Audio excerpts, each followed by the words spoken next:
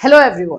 Agra university BEd first year को लेकर के बहुत सारे प्रॉब्लम जो है क्रिएट हुए हैं और बीएड फर्स्ट ईयर के रिजल्ट में जो है प्रॉब्लम आप लोग को भी देखने को मिले हैं। अब इससे रिलेटेड जो है एक नोटिफिकेशन दिया गया है आगरा यूनिवर्सिटी की तरफ से। नोटिफिकेशन में क्या लिखा हुआ है वो तो हम बात करेंगे ही करेंगे, साथ ही साथ में जो है आप लोगों को अब आगे क्या करना है उस पर भी बातें की जाएंगी। सो फ्रेंड्स, चैनल पर पहली बार विजिट कर रहे हो तो चैनल को सब्सक्राइब कर लेना, बेल आइकन को हिट कर देना। यहाँ पर आपको आगरा यूनिवर्सिटी से रिलेटेड इंफॉर्मेशन एंड क्लासेस सभी चीजें प्रोवाइड की जाती है।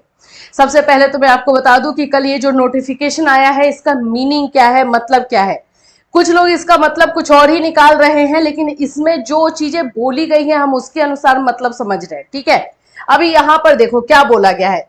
परीक्षा समिति की बैठक दिनांक 27/8/2024 को हुई। ठीक है, ये आपको रिजल्ट 25 को आया हुआ है और उसके बाद से ये 27 को इन लोगों ने बैठक कर दी है। निर्णय के अनुपालन में यहाँ पे 8 लिखा हुआ है, पता नहीं ये क्या इन्होंने लिखा है।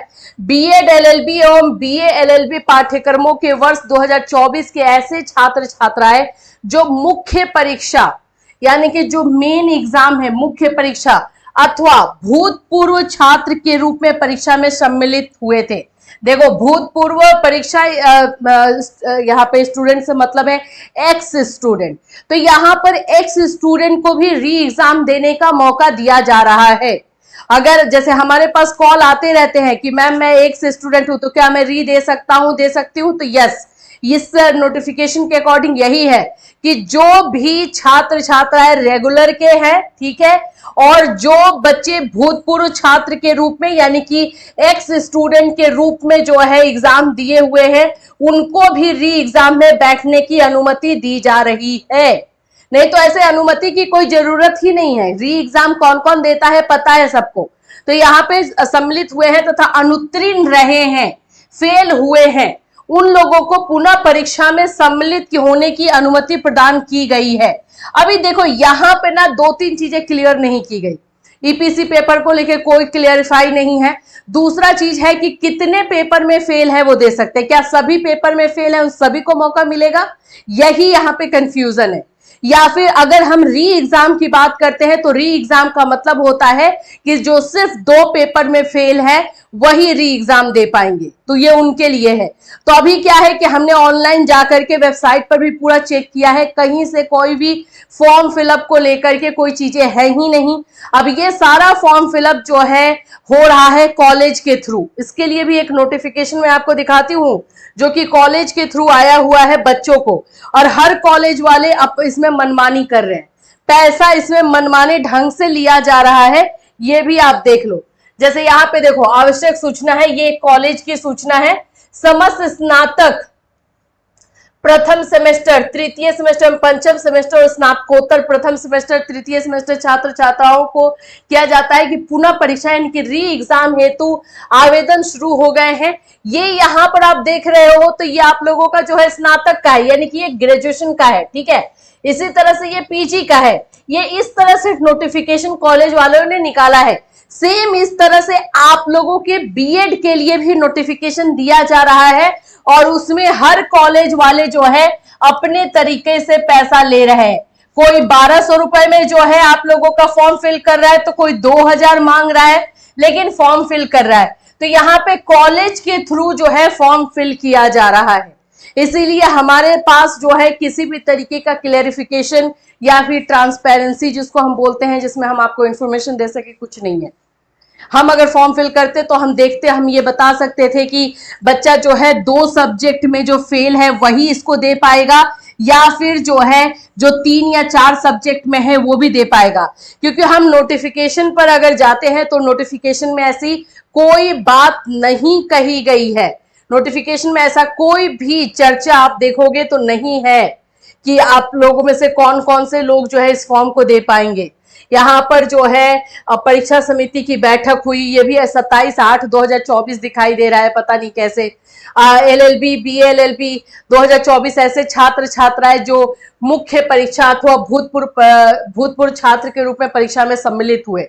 यहाँ पे जो सब्जेक्ट नहीं दिखाई दे रहा है इसकी वजह से प्रॉब्लम है। तो आप सभी को सजेशन ये रहेगा कि आप लोग अपने अपने कॉलेज से कांटेक्ट कीजिए और कॉलेज से पता कीजिए कि आप लोग का फॉर्म कैसे भरना है। क्या जो 2 पेपर से ज्यादा में फेल है उसको भी भरने का मौका दिया जा रहा है और अब आपको फॉर्म भरना होगा, यही क्लियर है। नोटिफिकेशन भी निकाल करके यही बता दिया गया है कि आपको अनुमति दी जा रही है। देखो यहाँ पे ये भी बात है कि अनुमति प्रदान की गई है। एक अच्छी चीज इस नोटिफिकेशन में ये है, एक्स स्टूडेंट जो है उनको री देने का मौका मिल रहा है, ये एक अच्छी खबर है। ठीक है, एक्स स्टूडेंट को री देने का मौका दिया जा रहा है, ये अच्छी खबर है, ये नहीं होता है। तो ऐसा हो सकता है कि इस बार जो 2 से ज्यादा पेपर में फेल है उनको भी मौका दिया जाएगा। तो इसके लिए आपको कॉलेज से ही कांटेक्ट करनी होगी, क्योंकि हर कॉलेज अपने अपने अनुसार अपनी अपनी चीजें बता रहा है। तो आप अपने कॉलेज से बात कीजिए और फॉर्म फिलअप करवाइए। हाँ, पैसा मैंने आपको बता दिया कि कुछ कॉलेजेस में 1200 लिए गए हैं, ये स्टूडेंट नहीं बताया है, हम कोई खुद से नहीं बता रहे हैं। कुछ कॉलेजेस में 2000 मांगे जा रहे हैं। तो कॉलेज की मनमानी यहाँ पे थोड़ी सी चल रही है, ये देखने को मिल रहा है। लेकिन ये आप लोगों को देख लेना है और आप लोगों को अपने कॉलेज से कांटेक्ट करना। तो फॉर्म भर दीजिए री एग्जाम का। री एग्जाम आप लोग का कब से होगा? तो चांसेस है नवंबर के लास्ट तक आप लोग का री एग्जाम देखने को मिल सकता है। तो जिनका जो पेपर में लगा हुआ है क्रॉस, उसी के लिए प्रिपरेशन करेंगे, सभी लेकर के नहीं बैठेंगे। अभी जैसे 107 में लगा हुआ है, तो 107 ईपीसी को लेकर के कोई भी क्लेरिफाई नहीं किया गया है। कॉलेज में जाके बात कीजिए, कॉलेज वाले अगर बोल रहे हैं फॉर्म भरने को, भर दो। मेन बात है कि आप लोगों के बोलने से या फिर कुछ भी करने से यूनिवर्सिटी ने अपना रुख बदला ही नहीं। ये आप देख सकते हो कि ये नोटिफिकेशन 11 अक्टूबर को निकाला गया है। तो जाहिर सी बात है कि अभी जो है यूनिवर्सिटी री लेगी, लेकिन री लेना है ले लो, कोई इश्यू नहीं है, री आपको लेना है ले लो। लेकिन आप जो है, जो बच्चे 3 या 3 से 4 सब्जेक्ट में फेल है उनको भी मौका दीजिए। उनका पूरा साल बर्बाद होने वाला है, तो उनको भी मौका दिया जाना चाहिए। तो अब इसके लिए कॉलेज से आपको कांटेक्ट करना होगा, सिंपल।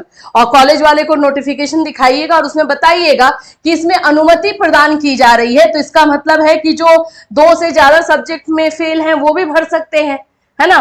तो इसमें कुछ क्लियरिफाई तो किया नहीं गया है, बस एक अनुमान लगाया जा सकता है। अनुमान इसलिए लगाया जा रहा है क्योंकि एक्स स्टूडेंट को अगर री एग्जाम देने का मौका मिल गया है तो मे बी आप लोगों के लिए भी लिबर्टी दी जाए। तो जैसा भी है, थोड़ा सा कॉलेज से कांटेक्ट करो, क्या इंफॉर्मेशन निकल कर आ रही है, क्या चीजें निकल कर आ रही है, हमें आप बताओ। हाँ, कॉलेज के थ्रू ही फॉर्म फिलअप हो रहा है, ये क्लियर हो चुका है। कुछ कॉलेजेस में अब फॉर्म फिलअप होना भी स्टार्ट नहीं हुआ है, वो 1 से 2 दिन में स्टार्ट होगा। तो सभी लोगों को अपने कॉलेज के कांटेक्ट में आना होगा, चाहे वो यूपी के बच्चे हैं या यूपी से बाहर के बच्चे हैं, कॉलेज के कांटेक्ट में आइए और उनसे बात कीजिए। अगर आप लोगों को कुछ वैसा कुछ इंफॉर्मेशन मिलता है जिसके रिलेटेड आप हमसे सजेशन चाहते हो, तो हमारा जो 4 बजे का क्लास होता है, 4 PM का क्लास है, लाइव क्लास, वो स्टार्ट हो चुका है। उसमें आप हमारे साथ जो है लाइव जुड़ सकते हैं, वहां पर भी आप क्वेश्चन कर सकते हैं, या फिर इस वीडियो में आप कमेंट करके भी पूछ सकते हैं कि आखिर में क्या हो रहा है। लेकिन आप लोग हमें अपडेट जरूर कीजिएगा कि आपके कॉलेज वाले क्या कह रहे हैं, उसके आगे हम लोग देख पाएंगे कि क्या चीजें चल रही है। ठीक है, इससे रिलेटेड कोई और अपडेट होगा तो डेफिनेटली आपको इसी चैनल के माध्यम से इन्फॉर्म किया जाएगा। Till then take care everyone.